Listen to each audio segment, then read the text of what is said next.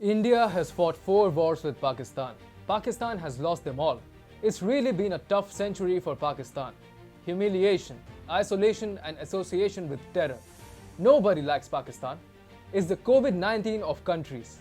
It's a menace. But only one country loves Pakistan. It comforts it, it cuddles with it. China is Pakistan's master. And Pakistan will go to any extent to please its master. But again, India has caught Pakistan by its horns and smashed open the country's skull. Hi and welcome to TFI Global, the foreign affairs and geopolitical analysis arm of the TFI Media Group. I'm Siddharth, your host. In this video, I will tell you about an international nuclear racket run by China and Pakistan. Let's begin. India has exposed before the world the dirty nuclear nexus which exists between China and its client state, Pakistan.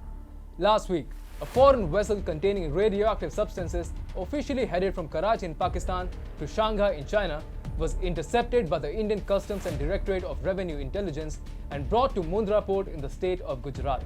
In a statement, Adani Ports and Special Economic Zone, which operates the Mundra Port, said, on 18 November 2021, a joint customs and DRI team seized several containers at Mundra Port from a foreign vessel on concerns they contained undeclared hazardous cargo. It added, while the cargo was listed as non-hazardous, the seized containers had Hazard 7 class markings which indicate radioactive substances. Although the containers were not destined for Mundra Port or any other port in India, but were en route from Karachi in Pakistan to Shanghai in China, government authorities had them offloaded at Mundra Port for further inspection. Effectively, Pakistan and China were together trying to fool the world by smuggling nuclear material labeled on containers with non-hazardous tags. India, however, has exposed the two countries' nefarious designs. China seems to have exhausted its nuclear resources, which is why it is counting on Pakistan to supply it with nuclear material which it can weaponize. Such is China's poverty on the nuclear front that it has resorted to the shell strategy of fooling the world with empty missile silos. Missile silos are concrete underground facilities used to mostly store missiles and ICBMs, especially if they are nuclear powered. These missile silos, by the way, are wind turbines that the CCP thought would go a long way in scaring the world. The reality is that China does not have the required material to weaponize more missiles with. So, it has tasked Pakistan with the job of supplying it with nuclear material. Pakistan, in turn, has no known uranium reserves under its jurisdiction.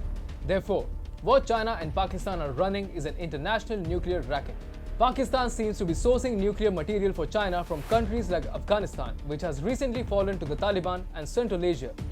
The Taliban is in any case a Chinese stooge, and it is gladly obliging Pakistan's directions of supplying it with nuclear material. When it comes to Central Asia, although the region is influenced vastly by Russia, the countries there would not shy away from making some big money by supplying China and Pakistan with nuclear material.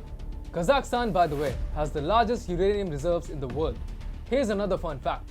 Days after Indian authorities seized radioactive material being transported from Pakistan to China, the Indian Army Chief, General M.M. Naravne, dialed his Kazakh counterpart and held a telephonic conversation with him to discuss bilateral defense cooperation.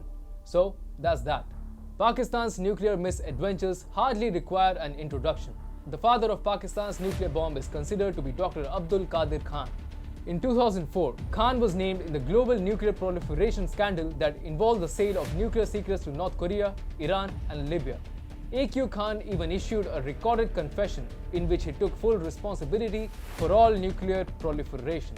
Now, India is exposing China and Pakistan's renewed nuclear nexus, which is not just a national security threat for it, but it is also a global cause of worry. The eyes of all countries will now turn to China and Pakistan, and they will be made to pay for all their devilish designs.